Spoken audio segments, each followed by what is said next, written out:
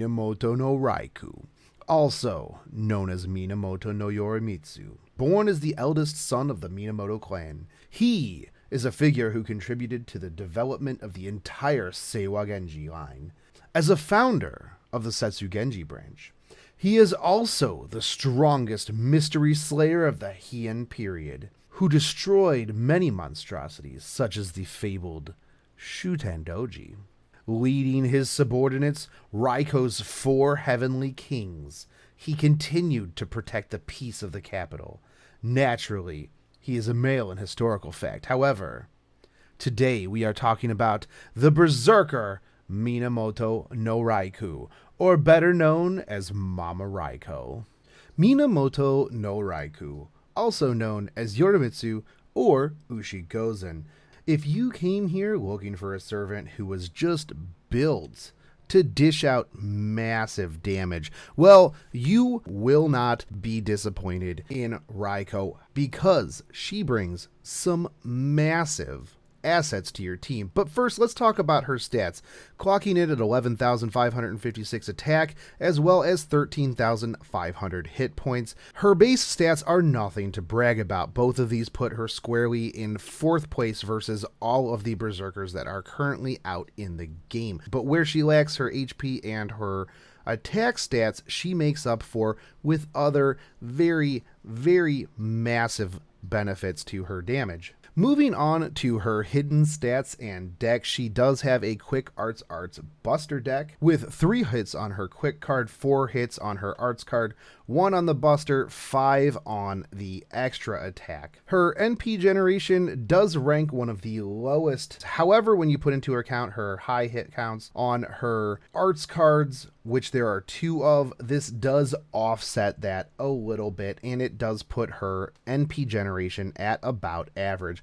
Her crit star generation may look bad seeing as she only has 1 quick card, but she does make up with this by having the passive skill Riding A, which we will talk about shortly. In a typical Brave Chain with a quick card, she can generate about 18 crit stars depending, which is fairly good for a berserker. She does come with the divine trait, so if you do have buffs that extra stack on divine, she will be able to benefit from those. Now let's get into the meat and potatoes of this servant. This is the skills and the passive skills, and as you can see, she has quite a few passive skills. But let's take a look at these primary skills first. First one up, we have Eternal Arms Mastery A. Now this increases your critical star gather rate for 3 turns. And if you can see right here, you are all going from 3,000% all the way up to 6,000%. Now this makes her very, very greedy.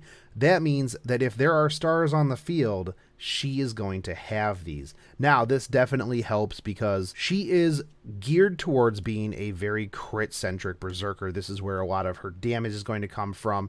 This is going to be the bread and butter skill. If there are crit stars on the table, she needs to have them in order to dish out that massive, massive damage. Now, the next one, Mana Burst, Lightning A. This increases your Buster card effectiveness for 1 turn and applies evade. So this is both a offensive and a defensive skill. However, it is very unlikely that you will use this defensively, but it's going to be leveled up anyways because you want to get that Buster card effectiveness. At level 1, this is giving you a 20% increase, and at level 10, you are getting a 30% increase. You are going to want to use this in tandem with her Noble Phantasm, or you can use it as an oh crap button to give yourself evade for 1 turn. Now, the last one, Mystic Slayer A. This applies a special attack against demonic enemies for 3 turns.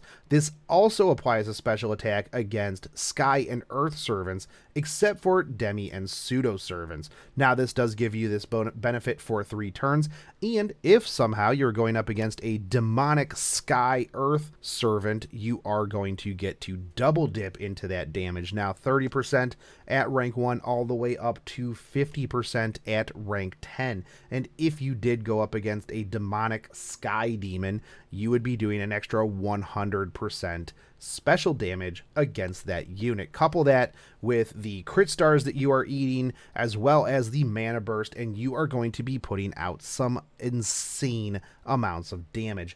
Now, let's get into her passive skills. You've got Magic Resistance D. This gives you a 12.5% increased debuff resistance, which isn't the most amazing, but it's not bad, and it's a passive skill. Now, you've got Madness Enhancement EX. Increases your Buster card effectiveness by 12%. Fantastic EX, about as good as you can get. Now, like I was saying earlier, you do have the Riding A+, which increases quick card effectiveness by 11%.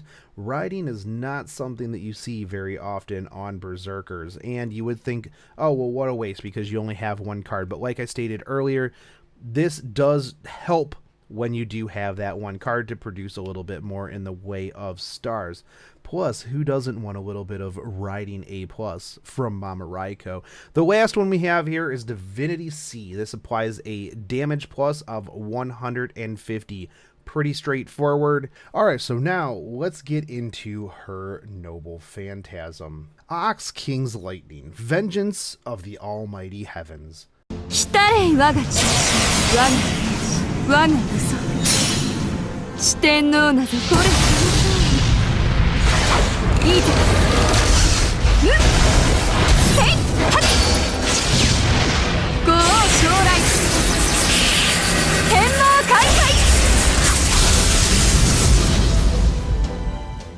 Now that you've seen that fantastic noble phantasm as well as this amazing Final Ascension art here, let's talk a little bit about what this does. So now this will increase your critical star drop rate for 1 turn on overcharge, as well as deal heavy damage to all enemies. Now, the overcharge goes from 100% to 300% on the increased critical star drop rate, so this does help to generate some more crit stars. You will deal heavy damage. It's 300% to 500%, which on an AoE Noble Phantasm is kind of low. Take things like Lancelot, where your range is 600% to 1,000%.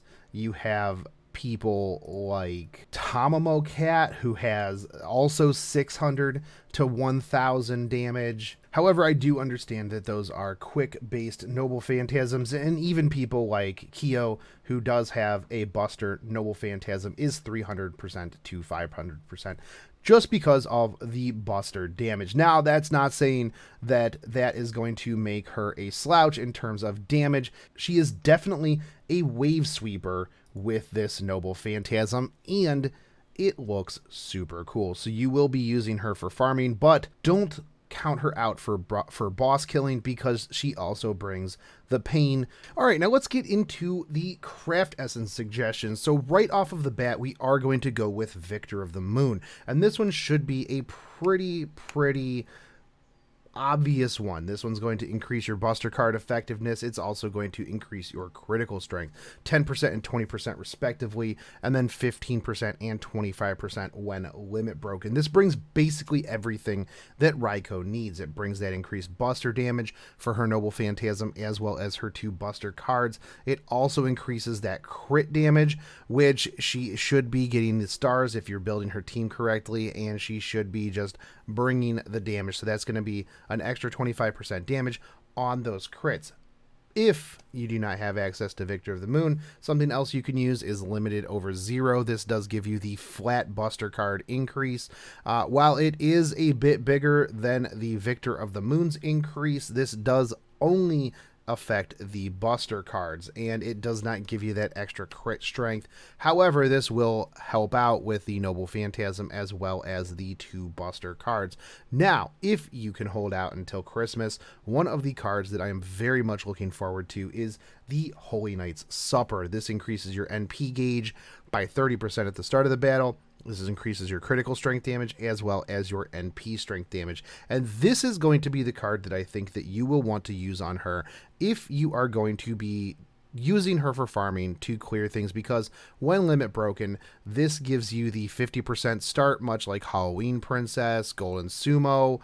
things like that, but it gives you the 15% critical strength as well as the 15% NP strength. So all of these are very viable options. Obviously, at the time of this recording, Holy Night Supper is not out. However, this does give you something to look forward to in the future.